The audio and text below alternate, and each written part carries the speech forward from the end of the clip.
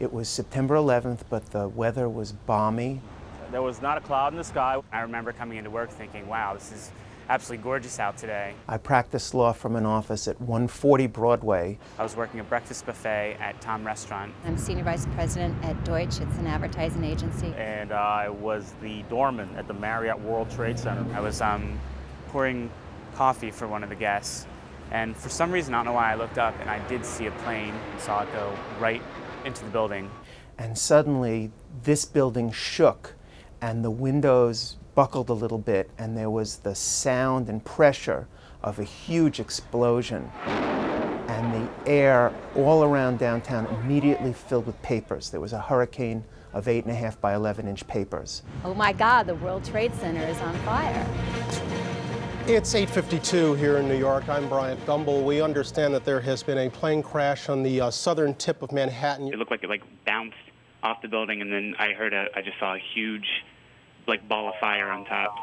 I do not remember that phone call at all. I couldn't tell you 2 words I said. I just remember, my heart being in my throat and being really nervous and just not knowing a lot of information. We're on the line with another eyewitness. You're Wendell? Yes, I am. Can you give us an idea of how much came crashing to the ground? It's just a lot.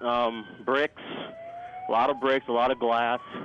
Enough to damage cars on the street, made cars swerve into each other. People didn't know which way to go to escape, and there were people who were even fainting. I heard people saying that there are people jumping, and I just conditioned myself not to look, because I just couldn't look at something like that. I understand Teresa Renaud is with us right now. While we're on the phone, I saw a silhouette of a plane fly across behind where the North Tower was. So you have no idea right now? There's another one. Another plane just hit. Right, oh my God, another plane has just hit. It hit another building, flew right into the middle of it. Explosion. I'm a little shaken because I saw the plane pass before my eyes. It was just about at my eye level. So. How close to you? A block and a half. And things were falling out of the building. I thought about my daughter, who was a senior at Stuyvesant High School, which is on the other edge of the World Trade Center site. There were people who were crying, there were people who were hugging each other, there were people who were praying.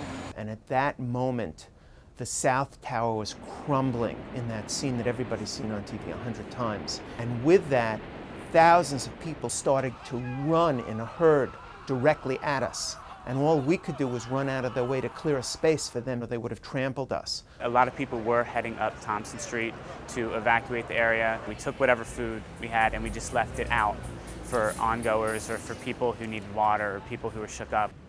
The thing that was working that day was the internet. We had emails going on between friends, are you okay? Where are you?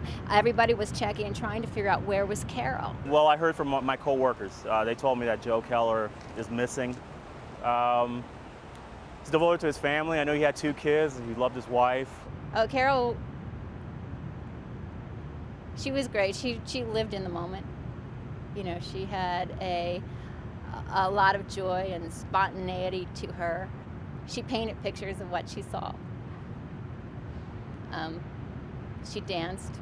When I got my phone call through to my daughter, and she answered her cell phone, and from her voice, you could tell that she hadn't really expected to hear from me again, because her first words were, "Daddy, you're alive." I just appreciate things a lot more in life. I do take things a lot less seriously, and I am a lot less stressed. For many weeks, I didn't feel good about what I'd seen, and I didn't feel good about what I'd done. I went through my mind, was there something else I could have done? Was there another step I could have taken that would have made more people survive? I just basically delved even more into spirituality. I just read my Bible a lot. I did a lot of crying too. I guess that was one of the symptoms of being of the post-traumatic stress. It kind of just seems like yesterday. Every detail of it's very etched. It's unbelievable that a year has passed. It's very fresh because I think you relive it every day. You come into work every morning, and the fact that the towers are not there makes them more there every morning.